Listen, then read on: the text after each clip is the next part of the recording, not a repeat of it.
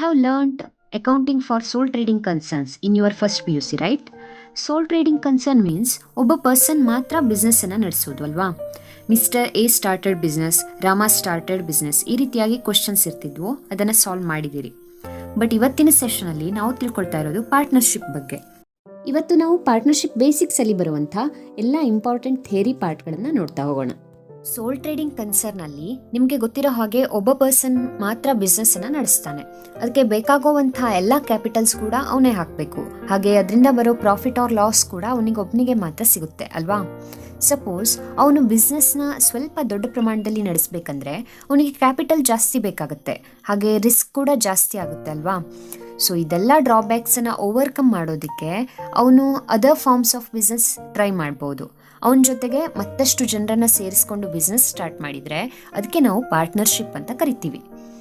ಹೀಗೆ ಮಾಡೋದ್ರಿಂದ ಬಿಸ್ನೆಸ್ಗೆ ಇಂಟ್ರಡ್ಯೂಸ್ ಆಗೋ ಕ್ಯಾಪಿಟಲ್ಸ್ ಜಾಸ್ತಿ ಆಗುತ್ತೆ, ಬಿಸ್ನೆಸ್ಸನ್ನು ಗ್ರೋ ಮಾಡ್ಬೋದು, ರಿಸ್ಕ್ ಕೂಡ ಶೇರ್ ಆಗುತ್ತೆ, ಹಾಗೆ ಬರೋ ಪ್ರಾಫಿಟ್ ಆ್ಯಂಡ್ ಲಾಸ್ ಕೂಡ ಶೇರ್ ಆಗುತ್ತೆ. ನೆನಪಿರ್ಲಿ, ಪಾರ್ಟ್ನರ್ಶಿಪ್ ಬಿಸ್ನೆಸ್ ನಡೆಸೋವಂಥವರಿಗೆ ಇಂಡಿವಿಜುವಲ್ ಆಗಿ ನಾವು ಪಾರ್ಟ್ನರ್ಸ್ ಅಂತ ಕರಿತೀವಿ. ಹಾಗೇನೆ ಪಾರ್ಟ್ನರ್ಸ್ ಎಲ್ಲರನ್ನೂ ಒಟ್ಟಾಗಿಸಿ ಅದಕ್ಕೆ ಫರ್ಮ್ ಅಂತ ಕರಿತೀವಿ.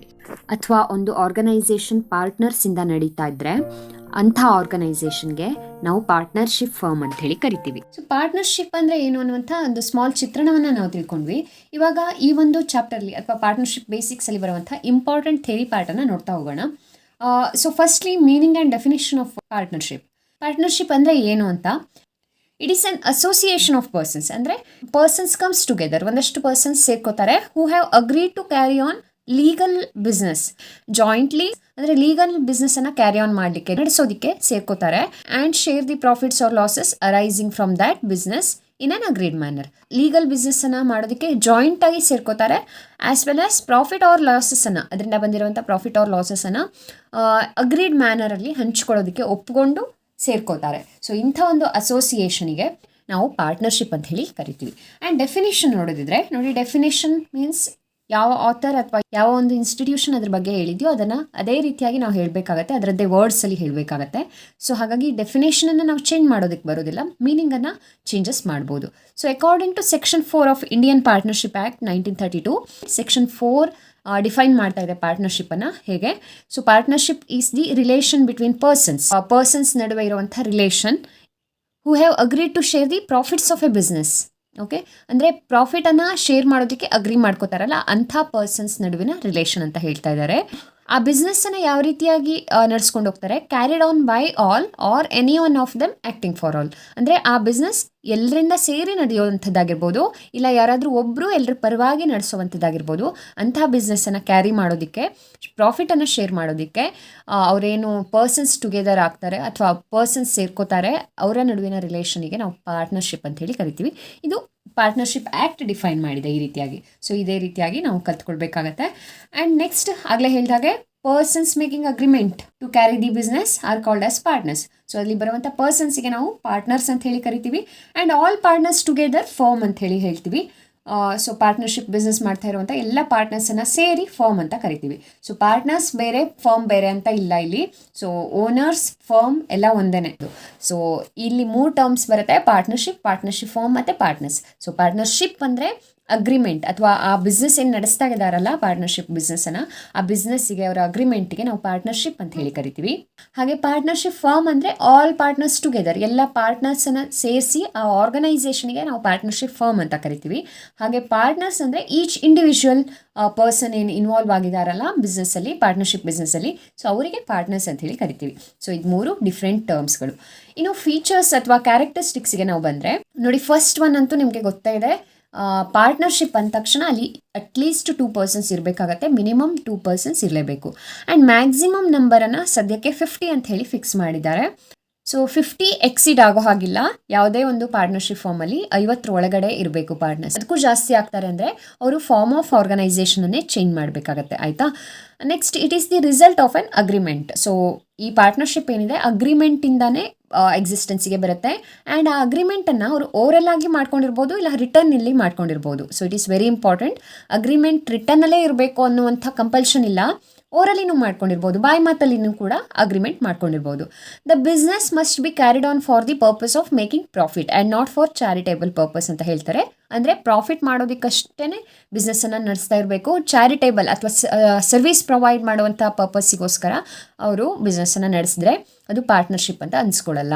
And next, the liability of the partner is unlimited. ಅಂದರೆ ಅವರ ಪರ್ಸ್ನಲ್ ಪ್ರಾಪರ್ಟಿ ಏನಿದೆ ಆ ಪರ್ಸ್ನಲ್ ಪ್ರಾಪರ್ಟಿನ ಕೂಡ ಪ್ಲೆಡ್ಜ್ ಮಾಡಬೇಕಾಗತ್ತೆ. ಯಾವಾಗ ಅಂದರೆ ಅವರಿಗೆ ಏನಾದರೂ ಲಾಸಸ್, ಕಂಟಿನ್ಯೂಸ್ ಲಾಸಸ್ ಆಗಿ ಮುಳುಗೋಗೋ ಹಂತದಲ್ಲಿ ಬಂದರೆ ಅವರ ಪರ್ಸ್ನಲ್ ಆಸ್ತಿ ಕೂಡ ಹರಾಜಿಗೆ ಬರುತ್ತೆ. ಅದು ಅನ್ಲಿಮಿಟೆಡ್ ಲಯಬಿಲಿಟಿನ meaning. Next, there is a mutual agency relationship between all the partners ಅಂತ ಹೇಳ್ತಾರೆ. ಅಂದರೆ action of one legally binds all other. So ಒಬ್ಬರೇ ಆಕ್ಷನ್ಗೆ ಮತ್ತೊಬ್ಬರು ಅಕೌಂಟೇಬಲ್ ಆಗಿರ್ತಾರೆ, ಪ್ರತಿಯೊಬ್ಬರು ಕೂಡ ಒಬ್ಬರಿಗೊಬ್ಬರು ಏಜೆಂಟ್ ಆಗಿರ್ತಾರೆ ಅನ್ನೋದು ಇದರ ಅರ್ಥ. Okay, these are some features or characteristics of partnership. Next ನಾವು ಪಾರ್ಟ್ನರ್ಶಿಪ್ ಡೀಡ್ಗೆ ಬರ್ತೀವಿ. ಸೊ ಪಾರ್ಟ್ನರ್ಶಿಪ್ ಡೀಡ್ ಅಂದರೆ written agreement of partnership. Okay, agreement ಓರಲಲ್ಲಿ ಇರ್ಬೋದು ಅಥವಾ ರಿಟರ್ನಲ್ಲಿ ಇರ್ಬೋದು ಅಂತ ನಾವು ತಿಳ್ಕೊಂಡ್ವಿ ಅಲ್ವಾ. ಬಟ್ ಇನ್ ಕೇಸ್ ಅದನ್ನು ನಾವು ರಿಟರ್ನಲ್ಲಿ ಬರೆದ್ರೆ ಅದು ಪಾರ್ಟ್ನರ್ಶಿಪ್ ಡೀಡ್ ಅಂತ ಕರೆಸ್ಕೊಳತ್ತೆ. ಅಗ್ರಿಮೆಂಟ್ ಯಾವಾಗಲೂ ರಿಟರ್ನ್ ಫಾರ್ಮಲ್ಲಿ ಇದ್ದರೆ ಒಳ್ಳೆಯದು ಅಲ್ವಾ. ಯಾಕಂತಂದರೆ ಒಂದು ಅಕೌಂಟಬಿಲಿಟಿ ಇರುತ್ತೆ. ಏನೇ ಒಂದು ಅವ್ರು ಮಾತಾಡ್ಕೊಂಡಿದ್ರು ಸುಮ್ಮನೆ ಬಾಯಿ ಮಾತಲ್ಲಿ ಅಗ್ರಿಮೆಂಟ್ ಮಾಡ್ಕೊಂಡಿದ್ರೆ ಅದರಿಂದ ಲೀಗಲಿ ಬೈಂಡ್ ಆಗೋದಕ್ಕಾಗಲ್ಲ. ಏನಾದರೂ ಪ್ರಾಬ್ಲಮ್ಸ್ಗಳು ಬಂದರೆ, ಅವ್ರ ಮಧ್ಯೆ ಡಿಸ್ಪ್ಯೂಟ್ ಬಂದರೆ ಕಷ್ಟ ಆಗುತ್ತೆ ಸಾಲ್ವ್ ಮಾಡೋದು. ಸೊ ಹಾಗಾಗಿ ಅದನ್ನು ರಿಟರ್ನಲ್ಲಿ ಇಟ್ಕೊಳ್ಳೋದು ಒಳ್ಳೆಯದು. ಆ ಥರ ರಿಟರ್ನಲ್ಲಿ ಇಟ್ಕೊಂಡ್ರೆ ಅದಕ್ಕೆ ಪಾರ್ಟ್ನರ್ಶಿಪ್ ಡೀಡ್ ಅಂತ ಕರಿತೀವಿ ಅಷ್ಟೇ. So the written agreement of partnership which is signed by all the partners. ಎಲ್ಲ ಪಾರ್ಟ್ನರ್ಸ್ ಅದಕ್ಕೆ ಸೈನ್ ಮಾಡಿರಬೇಕು. And duly stamped according to stamp act. Stamp act ಪ್ರಕಾರ ಅದನ್ನು ಸ್ಟಾಂಪ್ ಪೇಪರಲ್ಲಿ ಬರೆದಿರಬೇಕು. ಅದಕ್ಕೆ ನಾವು ಪಾರ್ಟ್ನರ್ಶಿಪ್ ಡೀಡ್ ಅಂತ ಹೇಳಿ ಕರಿತೀವಿ. ಆ್ಯಂಡ್ ನೋಡಿ ಇಲ್ಲಿ ಇದು ಕೂಡ ಇಂಪಾರ್ಟೆಂಟ್. ಸೊ ಇದನ್ನು ಯಾವುದ್ರ ಪ್ರಕಾರ ಪ್ರಿಪೇರ್ ಮಾಡ್ತಾರೆ ಪಾರ್ಟ್ನರ್ಶಿಪ್ ಡೀಡನ್ನು ಅನ್ನುವಂಥ ಕ್ವಶನ್ ಬರುತ್ತೆ. ಸೊ ಅದನ್ನು as per the provisions of Indian stamp act 1889 ಅಂತ ನಿಮಗೆ ಗೊತ್ತಿರಬೇಕಾಗತ್ತೆ. ಸೊ ಇದ್ರ ಪ್ರಕಾರವಾಗಿ ಅದನ್ನು ಡ್ರಾಫ್ಟ್ ಮಾಡ್ತಾರೆ ಪಾರ್ಟ್ನರ್ಶಿಪ್ ಡೀಡನ್ನು. ಓಕೆನಾ. ಆ್ಯಂಡ್ ಅದನ್ನು ರಿಜಿಸ್ಟರ್ ಹತ್ರ ಹೋಗಿ ರಿಜಿಸ್ಟರ್ ಮಾಡಿಕೊಂಡ್ರೆ ಒಳ್ಳೆಯದು.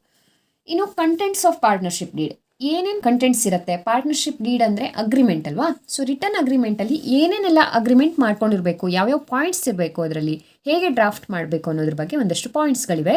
ಸೊ ನೋಡಿ ಇಲ್ಲಿ ನಿಮಗೆ ಪಾರ್ಟ್ನರ್ಶಿಪ್ ಡೀಡ್ ಡಿಸ್ಪ್ಲೇ ಆಗ್ತಾ ಇದೆ. ಇದೊಂಥರ ಸ್ಟಾಂಪ್ ಪೇಪರ್ ಮೇಲೆ ಅಗ್ರಿಮೆಂಟ್ ಮಾಡ್ಕೊಂಡಾಗೆ ಅಲ್ವಾ. ಅದರಲ್ಲಿ ಯಾರ್ಯಾರ ಪಾರ್ಟಿ ಏನೇನು ಅವ್ರು ಅಗ್ರಿಮೆಂಟ್ ಮಾಡ್ಕೊಂಡಿದ್ದಾರೆ, ಅವ್ರ ಹೆಸರೇನು, ಅವ್ರ ಅಡ್ರೆಸ್ ಏನು, ಅವರ ಫರ್ಮ್ ಹೆಸರೇನು, ಅದರ ಲೊಕೇಶನ್ ಎಲ್ಲಿ, ಪ್ರಾಫಿಟ್ ಶೇರಿಂಗ್ ರೇಷಿಯೋ ಏನು, ನೇಚರ್ ಆಫ್ ಬಿಸ್ನೆಸ್ ಯಾವುದು, ಅವ್ರು ಯಾವ ಥರದ ಬಿಸ್ನೆಸ್ಸನ್ನು ಕ್ಯಾರಿ ಮಾಡ್ತಾ ಇದ್ದಾರೆ, ಇದೆಲ್ಲದ್ರ ಬಗ್ಗೆ ಡೀಟೇಲ್ಸ್ ಇರುತ್ತೆ. ಅದೇ ರೀತಿಯಾಗಿ ಹೇಗೆ ನಿಮ್ಮ ಮುಂದೆ ಅವರು ಪಾರ್ಟ್ನರ್ಶಿಪ್ ಬಿಸ್ನೆಸ್ಸನ್ನು ನಡೆಸ್ಕೊಂಡು ಹೋಗಬೇಕು ಅಂದ್ಕೊಂಡಿದ್ದಾರೆ ಅದೆಲ್ಲದರ ಬಗ್ಗೆ ಮಾಹಿತಿ ಇರುತ್ತೆ. ಕಮೆನ್ಸ್ಮೆಂಟ್ ಡೇಟ್ ಯಾವುದು, ಎಷ್ಟು ಡ್ಯೂರೇಷನ್ಗೆ ಅವರು ಅದನ್ನು ಮಾಡ್ತಿದ್ದಾರೆ, ಅಥವಾ ಎಷ್ಟೆಷ್ಟು ಕ್ಯಾಪಿಟಲನ್ನು ಕಾಂಟ್ರಿಬ್ಯೂಷನ್ ಮಾಡ್ತಾ ಇದ್ದಾರೆ ಒಬ್ಬೊಬ್ರು. ಸೊ ಇದೆಲ್ಲ ಇನ್ಫಾರ್ಮೇಷನ್ಗಳು ಇರುತ್ತೆ. ಅದಕ್ಕೆ ನಾವು ಕಂಟೆಂಟ್ ಅಂತ ಹೇಳ್ತೀವಿ. ಆ್ಯಂಡ್ ಅಫ್ ಕೋರ್ಸ್ ಎಲ್ಲರೂ ಕೂಡ ಅದಕ್ಕೆ ಲಾಸ್ಟಲ್ಲಿ ಸಿಗ್ನೇಚರ್ ಮಾಡಿರ್ತಾರೆ. So this is about partnership deed contents ಆಯಿತಾ. ಇನ್ನು ನಾವು ನೆಕ್ಸ್ಟ್ ಹೋಗ್ತೀವಿ. ಈ ರೀತಿ ರಿಟರ್ನ್ ಅಗ್ರಿಮೆಂಟ್ ಇಲ್ದಿದ್ರೆ, ಸೊ ನಾವು ಆಲ್ರೆಡಿ ತಿಳ್ಕೊಂಡಿದ್ದೀವಿ ರಿಟರ್ನ್ ಅಗ್ರಿಮೆಂಟ್ ಏನೋ ಕಂಪಲ್ಷನ್ ಅಲ್ಲ, ಓರಲ್ ಆರ್ ರಿಟರ್ನ್ ಅಲ್ಲಿ ಇರ್ಬೋದು ಅಗ್ರಿಮೆಂಟ್ ಅಂತ ಹೇಳ್ತಾರೆ. ಬಟ್ ಸ್ಟಿಲ್ ರಿಟರ್ನ್ ಅಗ್ರಿಮೆಂಟ್ ಇದ್ರೆ ಒಳ್ಳೇದು ಅಲ್ವಾ. ಯಾಕಂದರೆ ಡಿಸ್ಪ್ಯೂಟ್ ಆದಾಗ ಈಸಿ ಆಗುತ್ತೆ ಸಾಲ್ವ್ ಮಾಡೋದು. ಸಪೋಸ್ ಆ ರೀತಿಯಾಗಿ ರಿಟರ್ನ್ ಅಗ್ರಿಮೆಂಟ್ ಇರಲಿಲ್ಲ, ಓರಲ್ ಅಗ್ರಿಮೆಂಟನ್ನು ಇಟ್ಕೊಂಡಿದ್ದಾರೆ, ಅವಾಗ ಏನಾದರೂ ಡಿಸ್ಪ್ಯೂಟ್ ಆಯಿತು ಅಂದರೆ ಹಾಗಿದ್ರೆ ಯಾವ ರೀತಿ ಇದನ್ನು ಸಾಲ್ವ್ ಮಾಡ್ಕೋಬೇಕು ಅನ್ನೋದಕ್ಕೆ ಇಂಡಿಯನ್ ಪಾರ್ಟ್ನರ್ಶಿಪ್ ಆ್ಯಕ್ಟ್ 1932 ಒಂದಷ್ಟು ಪ್ರೊವಿಷನ್ಸನ್ನು ಕೊಟ್ಟಿದೆ. ಓಕೆ, ಸೊ ಡೀಡ್ ಇಲ್ದಿದ್ದಾಗ ಏನು ಮಾಡಬೇಕು ಈ ಥರ ಅವರ ಮಧ್ಯೆ ಡಿಸ್ಪ್ಯೂಟ್ ಬಂದರೆ ಅನ್ನೋದಕ್ಕೆ ಒಂದು 5 ಪಾಯಿಂಟ್ಸ್ಗಳ ಒಂದು ಲಿಸ್ಟ್ ಇದೆ ಇಲ್ಲಿ. So very simple. ಸೊ ಅದೇನು ಹೇಳ್ತೆ ನೋಡ್ತಾ ಹೋಗೋಣ. ಮೊದಲನೇದಾಗಿ ಅವರು ಸುಮ್ಮನೆ ಯಾವುದೋ ಒಂದು ರೇಷಿಯೋದಲ್ಲಿ ಅಗ್ರಿಮೆಂಟ್ ಮಾಡ್ಕೊಂಡಿರ್ತಾರಲ್ವಾ ಪ್ರಾಫಿಟನ್ನು ಶೇರ್ ಮಾಡ್ಕೊಳ್ಳೋದಕ್ಕೆ. ಅದಕ್ಕೆ ನಾವು profit and loss sharing ratio ಅಂತ ಹೇಳ್ತೀವಿ. ಸೊ ಅದು ಯಾವ ರೇಷಿಯೋದಲ್ಲಿ ಬೇಕಿದ್ರೂ ಅವರು ಅಗ್ರಿಮೆಂಟ್ ಮಾಡ್ಕೊಂಡಿರಲಿ, ಅವರು ಈ ರೀತಿಯಾಗಿ ಡೀಡ್ ಇಲ್ದಿದ್ದಾಗ ಅವ್ರ ಮಧ್ಯೆ ಡಿಸ್ಪ್ಯೂಟ್ ಬಂತು ಅಂತಂದರೆ, ನನಗೆ ಜಾಸ್ತಿ ಶೇರ್ ಬೇಕಿತ್ತು, ನೀನು ಇಷ್ಟು ತೊಗೊಂಡೆ, ನಾನು ಅಷ್ಟು ತೊಗೊಂಡೆ, ಅದಕ್ಕೆ ನಮ್ಮಲ್ಲಿ ಸರಿ ಆಗ್ತಾ ಇಲ್ಲ, ನಾವು ಕೋರ್ಟಿಗೆ ಹೋಗೋಣ ಅಂತ ಹೇಳಿ ಆ ಪಾರ್ಟ್ನರ್ಸ್ ಏನಾದರೂ ಕೋರ್ಟಿಗೆ ಹೋದರೆ ಅವಾಗ ಕೋರ್ಟ್ ಏನದಕ್ಕೆ ಆನ್ಸರ್ ಕೊಡುತ್ತೆ, you should share the profit and losses equally ಅಂತ ಹೇಳುತ್ತೆ. ಅದೇ ಇಲ್ಲಿ ನಾವು ಬರ್ಕೊಂಡಿರೋದು. ಸೊ ಈಕ್ವಲ್ ಆಗಿ ಪ್ರಾಫಿಟ್ ಆ್ಯಂಡ್ ಲಾಸಸ್ಸನ್ನು ಶೇರ್ ಮಾಡ್ಕೋಬೇಕಾಗತ್ತೆ. ಇನ್ನು ಇಲ್ಲಿ ಒಂದಷ್ಟು ಪಾರ್ಟ್ನರ್ಸ್ ರಿಲೇಟೆಡ್ ಎಕ್ಸ್ಪೆನ್ಸಸ್ ಇನ್ಕಮ್ಸ್ ಅಂತ ಬರುತ್ತೆ, interest on drawing, interest on capital ಅಂತ ಬರುತ್ತೆ, ಅದೆಲ್ಲ ಕಾನ್ಸೆಪ್ಟ್ಗಳು ಬರುತ್ತೆ. ನಾವು ಅದನ್ನು ಮುಂದೆ ತಿಳ್ಕೊಳ್ತಾ ಹೋಗ್ತೀವಿ. ಸೊ ಇದಕ್ಕೆಲ್ಲ ಯಾವುದಕ್ಕೂ ಅಲೋ ಇರೋದಿಲ್ಲ. ಇಂಟ್ರೆಸ್ಟ್ ಆನ್ ಕ್ಯಾಪಿಟಲ್, ಅವ್ರೇನು ಕ್ಯಾಪಿಟಲ್ ಕಾಂಟ್ರಿಬ್ಯೂಷನ್ ಮಾಡಿದ್ದಾರೆ ಅದಕ್ಕೆ ಅವರಿಗೆ ಇಂಟ್ರೆಸ್ಟನ್ನು ಕೊಡೋ ಹಾಗಿಲ್ಲ ಫರ್ಮ್ ಕಡೆಯಿಂದ. ಹಾಗೆ ಇಂಟ್ರೆಸ್ಟ್ ಆನ್ ಡ್ರಾಯಿಂಗ್ ಏನಿರುತ್ತೆ ಅದನ್ನು ಕೂಡ ಚಾರ್ಜ್ ಮಾಡೋ ಹಾಗಿಲ್ಲ. ಅವರು ಏನು ವಿತ್ಡ್ರಾ ಮಾಡ್ಕೊಂಡಿದ್ದಾರೆ ಪರ್ಸನಲ್ ಯೂಸಿಗೆ, ಆ ಅಮೌಂಟ್ ಮೇಲೆ ಇಂಟ್ರೆಸ್ಟನ್ನು ಫರ್ಮ್ ಚಾರ್ಜ್ ಮಾಡೋ ಹಾಗಿಲ್ಲ ಅವ್ರ ಮೇಲೆ. ಇನ್ನು ಯಾವುದೇ ರೀತಿಯ ಸ್ಯಾಲರಿ, ಕಮಿಷನ್, ಅವರ ಎಕ್ಸ್ಟ್ರಾ ವರ್ಕ್ಗಳೇನಿರುತ್ತೆ ಅದಕ್ಕೆ ಸ್ಯಾಲ್ರಿ, ಕಮಿಷನ್ ಎಲ್ಲ ಫಿಕ್ಸ್ ಮಾಡ್ಕೋಬೋದು ಅವರು. ಆದರೆ ಸಪೋಸ್ ಈ ರೀತಿ ಅವರು ರಿಟರ್ನ್ ಅಗ್ರಿಮೆಂಟ್ ಮಾಡ್ಕೊಳ್ದೇನೆ ಅದ್ರ ಬಗ್ಗೆ ಅದನ್ನು ಕೋರ್ಟಿಗೆ ತೊಗೊಂಡು ಹೋದ್ರು ಅಂತಂದರೆ ಅವಾಗ ಕೋರ್ಟು ಈ ರೀತಿಯಾಗಿ ಒಂದು ಡಿಸಿಷನನ್ನು ಕೊಡುತ್ತೆ. ಸ್ಯಾಲ್ರಿ, ಕಮಿಷನ್ ಅಥವಾ ಯಾವುದೇ ರೆಮ್ಯುನರೇಷನನ್ನು ಅವರಿಗೆ ಕೊಡೋ ಹಾಗಿಲ್ಲ. ಹಾಗೆಯೇ ಇಲ್ಲಿ ಕೊನೆಯ ಒಂದು ಪಾಯಿಂಟ್ ಅಂತಂದರೆ ಇಂಟ್ರೆಸ್ಟ್ ಆನ್ ಲೋನ್. ಅವ್ರೇನಾದರೂ ಲೋನ್ಸ್ ಅಥವಾ ಅಡ್ವಾನ್ಸಸ್ಸನ್ನು ಕೊಟ್ಟಿದ್ರೆ ಫರ್ಮಿಗೆ ಯಾವುದಾದ್ರೂ ಒಬ್ಬ ಪಾರ್ಟ್ನರ್, ಸೊ ಆ ಒಂದು ಲೋನ್ ಮೇಲೆ 6% ಪರ್ ಆ್ಯನಮ್, 1 ವರ್ಷಕ್ಕೆ 6% ಅಂತೆ ಇಂಟ್ರೆಸ್ಟನ್ನು ಅವರು ತೊಗೋಬೋದು. They are eligible for the interest of 6%, okay, on loans and advances. So these are 5 points. ಅದನ್ನೇ ನಾನಿಲ್ಲಿ ಸಮ್ ಅಪ್ ಮಾಡಿದ್ದೀನಿ. Profit and loss equal interest on capital not entitled. ಅಂದರೆ ಅವರಿಗೆ ನಾವು ಕೊಡಬೇಕಲ್ವ, ಫರ್ಮ್ ಕಡೆಯಿಂದ ಕೊಡಬೇಕು, ಹಾಗಾಗಿ ನಾಟ್ ಎಂಟೈಟಲ್ಡ್ ಅಂತ ಹೇಳ್ತೀವಿ. ಆ್ಯಂಡ್ ಇಂಟ್ರೆಸ್ಟ್ ಆನ್ ಡ್ರಾಯಿಂಗ್ ಅಂದರೆ ಅವ್ರ ಕಡೆಯಿಂದ ಫರ್ಮಿಗೆ ಬರಬೇಕು, ಹಾಗಾಗಿ ನಾಟ್ ಚಾರ್ಜ್ಡ್ ಅಂತ ಹೇಳ್ತೀವಿ. ಸೊ ಇದನ್ನು ಇಂಟರ್ಚೇಂಜ್ ಮಾಡೋ ಹಾಗಿಲ್ಲ, ಇದೇ ರೀತಿಯಾಗಿ ಹೇಳಬೇಕಾಗತ್ತೆ.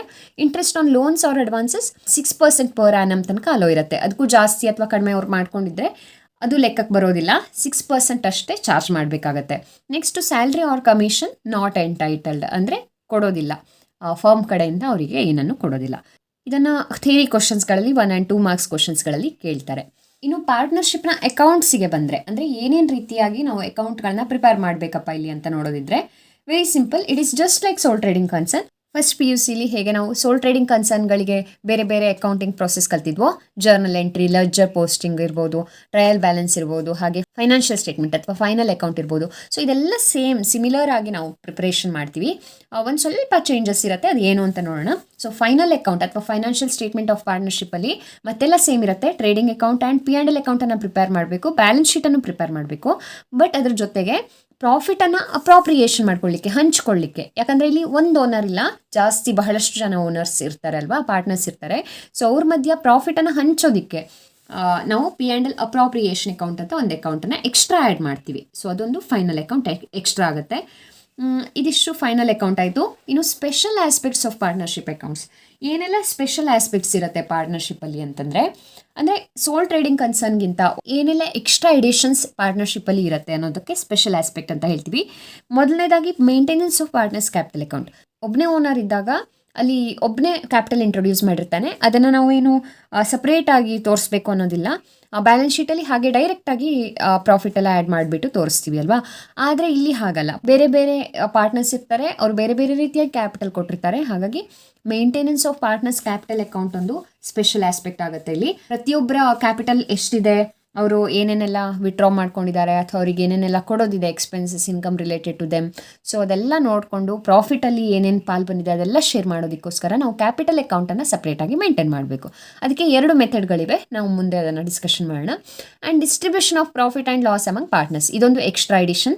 ಸೊ ಪ್ರಾಫಿಟ್ ಅಥವಾ ಲಾಸಸ್ಸನ್ನು ನಾವು ಪಾರ್ಟ್ನರ್ಸಿಗೆ ಅಪ್ರಾಪ್ರಿಯೇಷನ್ ಮಾಡಬೇಕು. ಯಾಕಂದರೆ ಇಷ್ಟು ದಿನ ಸೋಲ್ ಟ್ರೇಡಿಂಗ್ ಕನ್ಸರ್ನಲ್ಲಿ ಆದರೆ ಒಬ್ಬನೇ ಓನರ್ ಎಲ್ಲ ಪ್ರಾಫಿಟನ್ನು ಎಂಜಾಯ್ ಮಾಡ್ತಿದ್ದ. ಬಟ್ ಪಾರ್ಟ್ನರ್ಶಿಪ್ಪಲ್ಲಿ ಹಾಗಾಗಲ್ಲ, there will be lot of partners. So ಅವರಿಗೆಲ್ಲರಿಗೂ ಪ್ರಾಫಿಟನ್ನು ಹಂಚಬೇಕು. ಅದಕ್ಕೋಸ್ಕರ ಪ್ರಾಫಿಟನ್ನು ಹಂಚೋದಕ್ಕೆ ನಾವು ಅಪ್ರಾಪ್ರಿಯೇಷನ್ ಅಕೌಂಟನ್ನು ಕೂಡ ಪ್ರಿಪೇರ್ ಮಾಡ್ತೀವಿ. ಅದೊಂದು ಸ್ಪೆಷಲ್ ಆಸ್ಪೆಕ್ಟ್ ಆಗುತ್ತೆ. ಇನ್ನು ನೆಕ್ಸ್ಟ್ ಅಂದರೆ adjustment of wrong appropriation of profit in the ಪಾಸ್ಟಲ್ಲಿ ಏನಾದರೂ ರಾಂಗ್ ಆಗಿ ಶೇರ್ ಮಾಡಿದರೆ ಪ್ರಾಫಿಟ್ಗಳನ್ನು, ಅದನ್ನು ಅಡ್ಜಸ್ಟ್ಮೆಂಟ್ ಮಾಡೋದು, ಅದೊಂದು ಸ್ಪೆಷಲ್ ಆಸ್ಪೆಕ್ಟ್ ಆಗುತ್ತೆ. ಅದಾದ ನಂತರ ರೀಕನ್ಸ್ಟಿಟ್ಯೂಷನ್ ಆಫ್ ಪಾರ್ಟ್ನರ್ಶಿಪ್ ಫರ್ಮ್, ಅಂದರೆ ಏನಾದರೂ ಅಡ್ಮಿಷನ್ ಆದರೆ, ರಿಟೈರ್ಮೆಂಟು ಅಥವಾ ಡೆತ್ ಆದರೆ ಪಾರ್ಟ್ನರ್ಸ್ದು, ಆವಾಗ ಹೊಸದಾಗಿ ಅಗ್ರಿಮೆಂಟನ್ನು ಫಾರ್ಮ್ ಮಾಡಬೇಕಾಗತ್ತೆ.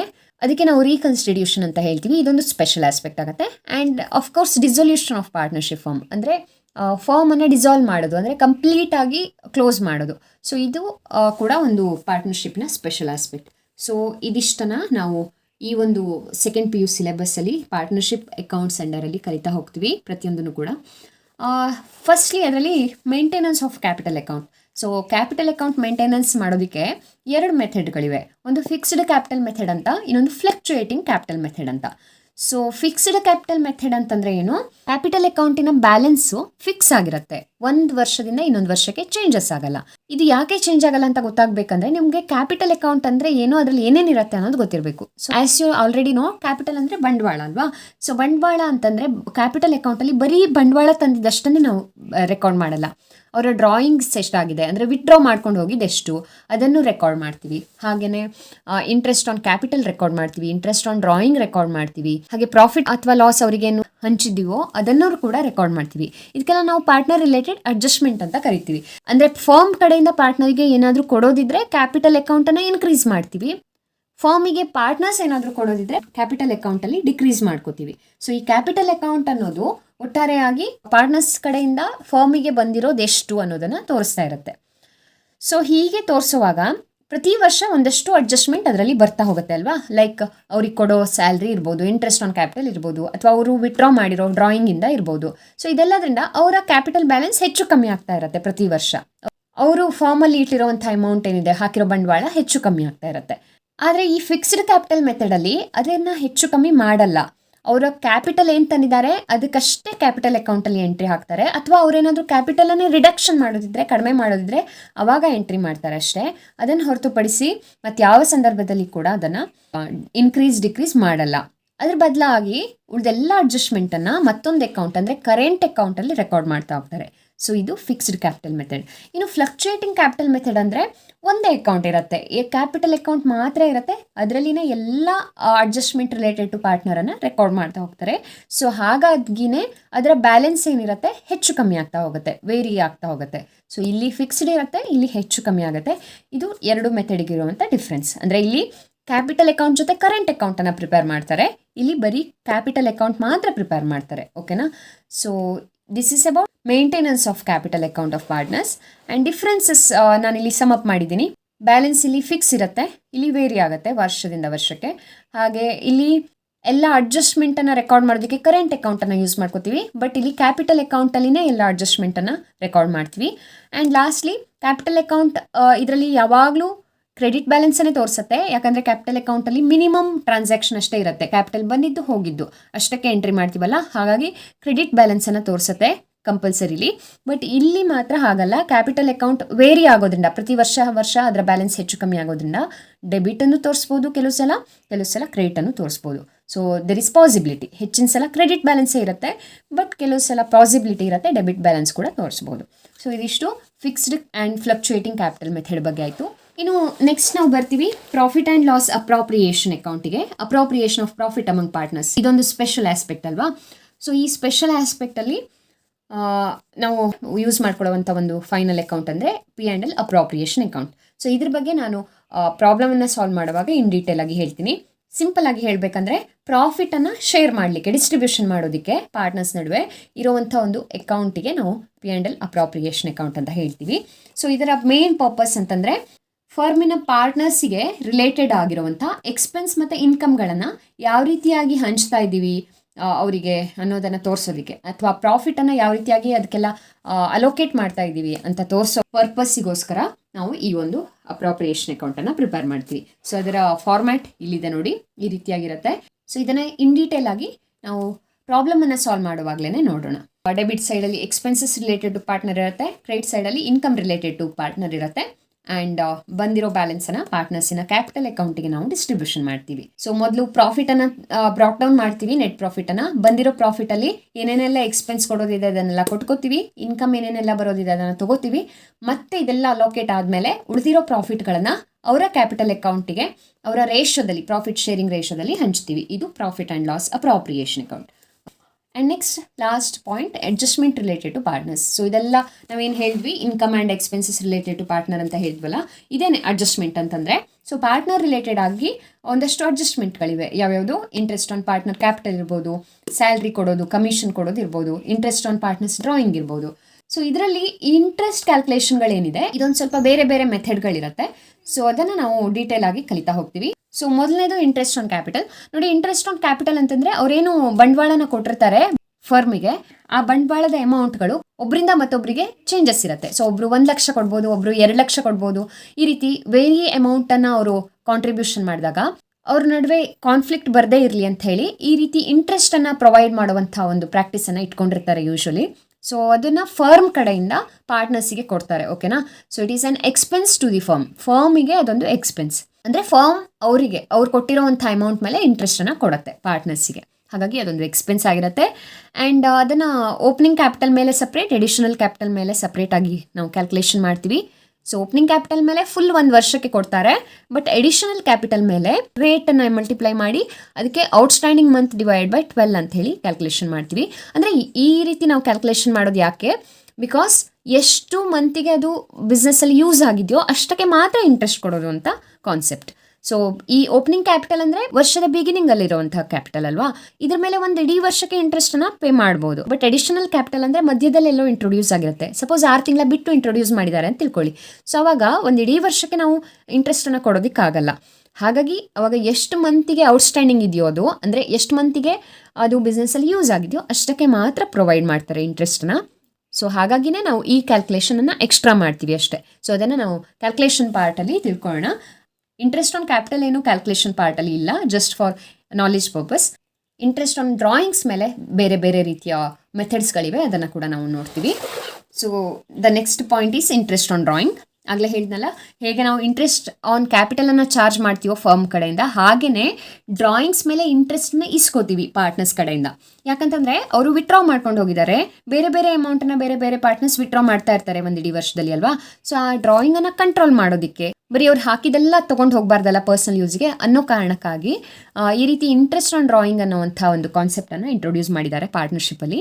ಸೊ ಇದರ ಕಾನ್ಸೆಪ್ಟ್ ವೆರಿ ಸಿಂಪಲ್. ಡ್ರಾಯಿಂಗ್ ಅವ್ರು ಏನು ಮಾಡಿದ್ದಾರೆ ಅದ್ರ ಮೇಲೆ ವರ್ಷಕ್ಕೆ ಇಂತಿಷ್ಟು ಪರ್ಸೆಂಟೇಜ್ ಅಂತೆ ಅವರು ಫರ್ಮಿಗೆ ಇಂಟ್ರೆಸ್ಟನ್ನು ಕೊಡಬೇಕು. ಹಾಗಾಗಿ ಫರ್ಮಿಗೆ ಅದೊಂದು ಇನ್ಕಮ್ ಆಗುತ್ತೆ. ಓಕೆನಾ. ಆ್ಯಂಡ್ ಇದನ್ನು ನಾವು ಒಂದು ಇಡೀ ವರ್ಷಕ್ಕೆ ಚಾರ್ಜ್ ಮಾಡಲ್ಲ ಫರ್ಮ್ ಕಡೆಯಿಂದ. ಯಾಕೆ ಅಂತಂದರೆ, ಈಗ ಫಾರ್ ಎಕ್ಸಾಂಪಲ್ ಒಬ್ಬ ಪರ್ಸನ್ 2 ತಿಂಗಳ ಬಿಟ್ಟು ಡ್ರಾಯಿಂಗ್ ಮಾಡ್ತಾನೆ, ಮತ್ತೊಬ್ಬ ಪರ್ಸನ್ 5 months ಆಫ್ಟರ್ ಡ್ರಾಯಿಂಗ್ ಮಾಡ್ತಾನೆ. ಸೊ ಈ ರೀತಿ ಇದ್ದಾಗ ಒಂದು ಇಡೀ ವರ್ಷಕ್ಕೆ ಇಂಟ್ರೆಸ್ಟನ್ನು ಚಾರ್ಜ್ ಮಾಡೋದಕ್ಕಾಗಲ್ಲ. ಓನ್ಲಿ ಅವ್ರು ಎಷ್ಟು ಮಂತಿಗೆ ಅದನ್ನು ಡ್ರಾ ಮಾಡ್ಕೊಂಡು ಹೋಗಿದಾರೋ ಅಷ್ಟಕ್ಕೆ ಮಾತ್ರ ನಾವು ಚಾರ್ಜ್ ಮಾಡಬೇಕಾಗತ್ತೆ. ಅದೇ ಕ್ಯಾಲ್ಕುಲೇಷನನ್ನು ಅವರು ಮಾಡಿರೋ ಡ್ರಾಯಿಂಗಿಗೆ ಅನುಗುಣವಾಗಿ 3 ಮೆಥಡ್ಸಲ್ಲಿ ನಾವು ಕ್ಯಾಲ್ಕುಲೇಷನ್ ಮಾಡ್ತೀವಿ. ಮೊದಲನೇದು ಪ್ರಾಡಕ್ಟ್ ಮೆಥಡ್, ಎರಡನೇದು ಸ್ಪೆಸಿಫಿಕ್ ಪೀರಿಯಡ್ ಮೆಥಡ್ ಅಥವಾ ಡೈರೆಕ್ಟ್ ಮೆಥಡ್ ಅಂತ ಹೇಳ್ತೀವಿ, ಮೂರನೇದು ಎವರೇಜ್ ಪೀರಿಯಡ್ ಮೆಥಡ್. ಸೊ ಇದರಲ್ಲಿ ಇದು 2 ಮೆಥಡ್, ಪ್ರಾಡಕ್ಟ್ ಮೆಥಡ್ ಮತ್ತು ಎವರೇಜ್ ಪೀರಿಯಡ್ ಮೆಥಡ್ ಮೇಲೆ ನಾವು ಪ್ರಾಬ್ಲಮ್ಸ್ಗಳನ್ನು ನೋಡ್ತಾ ಹೋಗ್ತೀವಿ. ಸೊ ಇದ್ರ ಬಗ್ಗೆ ಇನ್ ಡೀಟೇಲ್ ಆಗಿ ನಾವು ಇಂಟ್ರೆಸ್ಟ್ ಆನ್ ಡ್ರಾಯಿಂಗನ್ನು ಕಲಿಯುವಾಗ ನೋಡೋಣ. ಸೊ ಇಲ್ಲಿ ಜಸ್ಟ್ ಸಮ್ ಅಪ್ ಮಾಡಿದ್ದೀನಿ ನಾನು. ಪ್ರಾಡಕ್ಟ್ ಮೆಥಡ್ ಅಂದರೆ ವೇರಿಯಿಂಗ್ ಅಮೌಂಟನ್ನು ವಿಡ್ರಾ ಮಾಡಿದಾಗ, ವೇರಿಯಿಂಗ್ ಟೈಮ್ ಇಂಟರ್ವಲಲ್ಲಿ ವಿಡ್ರಾ ಮಾಡಿದಾಗ ಅಮೌಂಟನ್ನು, ಅವಾಗ ಇಂಟ್ರೆಸ್ಟ್ ಕ್ಯಾಲ್ಕುಲೇಷನ್ ಮಾಡೋದಕ್ಕೆ ಪ್ರಾಡಕ್ಟ್ ಮೆಥಡನ್ನು ಯೂಸ್ ಮಾಡ್ಕೋತೀವಿ. ಇನ್ನು ಸ್ಪೆಸಿಫಿಕ್ ಪೀರಿಯಡ್ ಅಥವಾ ಡೈರೆಕ್ಟ್ ಮೆಥಡ್ ಅಂದರೆ 1-2 ಡ್ರಾಯಿಂಗ್ ಆದಾಗ, ಲಿಮಿಟೆಡ್ ಡ್ರಾಯಿಂಗ್ಸ್ ಇರುತ್ತೆ 1 ಅಥವಾ 2 ಈ ರೀತಿ ಇದ್ದಾಗ ಯೂಸ್ ಮಾಡ್ಕೋತೀವಿ. ಯೂಶ್ವಲಿ ಡೈರೆಕ್ಟಾಗಿ ಕ್ಯಾಲ್ಕುಲೇಷನ್ ಮಾಡ್ತೀವಿ. ಆ್ಯಂಡ್ ಎವರೇಜ್ ಪೀರಿಯಡ್ ಮೆಥಡ್ ಅಥವಾ ಶಾರ್ಟ್ಕಟ್ ಮೆಥಡ್ ಅಂತ ಹೇಳ್ತೀವಲ್ಲ, ಇದನ್ನು ಫಿಕ್ಸ್ಡ್ ಅಮೌಂಟನ್ನು ಫಿಕ್ಸ್ಡ್ ಟೈಮ್ ಇಂಟರ್ವಲ್ಗೆ, ಅಂದರೆ say for example monthly once ಅಥವಾ 6 ಮಂತಿಗೆ ಒನ್ಸ್, 3 ಮಂತ್ಸಿಗೆ ಒನ್ಸ್, ಈ ರೀತಿಯಾಗಿ ಫಿಕ್ಸ್ಡ್ ಟೈಮ್ ಪೀರಿಯಡಿಗೆ ಅವರು ಫಿಕ್ಸ್ಡ್ ಅಮೌಂಟನ್ನು, ಸೇಮ್ ಅಮೌಂಟನ್ನು ವಿಡ್ರಾ ಮಾಡ್ತಾರೆ ಅಂದರೆ ಅವಾಗ ಎವರೇಜ್ ಪೀರಿಯಡ್ ಮೆಥಡನ್ನು ಯೂಸ್ ಮಾಡ್ಕೋತಾರೆ. ಸೊ ಇಲ್ಲೆಲ್ಲ ನಾನು ಫಾರ್ಮುಲಾಸ್ಗಳನ್ನು ಕೂಡ ಶೋ ಮಾಡ್ತಾ ಇದ್ದೀನಿ, ಬಟ್ ಇನ್ ಡೀಟೇಲ್ ಆಗಿ ಇದ್ರ ಬಗ್ಗೆ ಕ್ಯಾಲ್ಕುಲೇಷನ್ ಪಾರ್ಟ್ ಕಲಿಯುವಾಗ ತಿಳ್ಕೊತೀವಿ. ಸೊ ಇದಿಷ್ಟು ಪಾರ್ಟ್ನರ್ಶಿಪ್ ಅಕೌಂಟಿನ ಒಂದು ಇಂಪಾರ್ಟೆಂಟ್ ಥಿಯರಿ ಅಂತ ಹೇಳ್ಬೋದು. That's all for today. ಇವತ್ತಿನ ಟಾಪಿಕಲ್ಲಿ ನಿಮಗೆ ಇನ್ನೇನಾದರೂ ಡೌಟ್ ಇದ್ದರೆ ನೀವು ನಿಮ್ಮ ಕಮೆಂಟ್ ಮೂಲಕ ಅದನ್ನು ನಮಗೆ ತಿಳಿಸ್ಬೋದು. ನಾನು ಅದನ್ನು ಕ್ಲಿಯರ್ ಮಾಡುವಂಥ ಪ್ರಯತ್ನ ಮಾಡ್ತೀನಿ. ಹಾಗೆ ಇನ್ಯಾವುದಾದ್ರೂ ಟಾಪಿಕ್ ಮೇಲೆ ವಿಡಿಯೋಸ್ಗಳು ಬೇಕಿದ್ರೆ ಕೂಡ ಕಮೆಂಟ್ ಮಾಡಿ ತಿಳಿಸಿ. ಅಕೌಂಟೆನ್ಸಿನ ತುಂಬ ಈಸಿಯಾಗಿ ಕಲಿಯೋದಕ್ಕೆ, ಪ್ರಾಕ್ಟೀಸ್ ಮಾಡೋದಕ್ಕೆ ಈ ವಿಡಿಯೋ ನಿಮಗೆ ಹೆಲ್ಪ್ ಮಾಡಿದರೆ ವಿಡಿಯೋಗೊಂದು ಲೈಕ್ ಕೊಡಿ. ಹಾಗೆ ನಿಮ್ಮ ಫ್ರೆಂಡ್ಸ್ಗೆ ಕೂಡ ಶೇರ್ ಮಾಡ್ತೀರಲ್ಲ. ಮೋಸ್ಟ್ ಇಂಪಾರ್ಟೆಂಟ್ಲಿ, ಇದೇ ಥರದ ಇನ್ನಷ್ಟು ಈಸಿ ಆಗಿರುವಂಥ ವಿಡಿಯೋಗೋಸ್ಕರ ನಮ್ಮ ಚಾನಲ್ ಅಕೌಂಟೆನ್ಸಿ ಈಸಿ ಲರ್ನರ್ನ ಸಬ್ಸ್ಕ್ರೈಬ್ ಮಾಡ್ಕೊಳ್ಳಿ. ಈ ಟಾಪಿಕ್ನ ಪ್ಲೇಲಿಸ್ಟ್ ಲಿಂಕ್ ಹಾಗೆ ಈ ಸೀರೀಸ್ನ ಲಾಸ್ಟ್ ಪಾರ್ಟ್ ಮತ್ತು ನೆಕ್ಸ್ಟ್ ಪಾರ್ಟ್ ಸ್ಕ್ರೀನ್ ಮೇಲೆ ಡಿಸ್ಪ್ಲೇ ಆಗ್ತಿದೆ, ನೋಡೋದಕ್ಕೆ ಮರಿಬೇಡಿ. I will be back with next part very soon. Until then, enjoy the learning.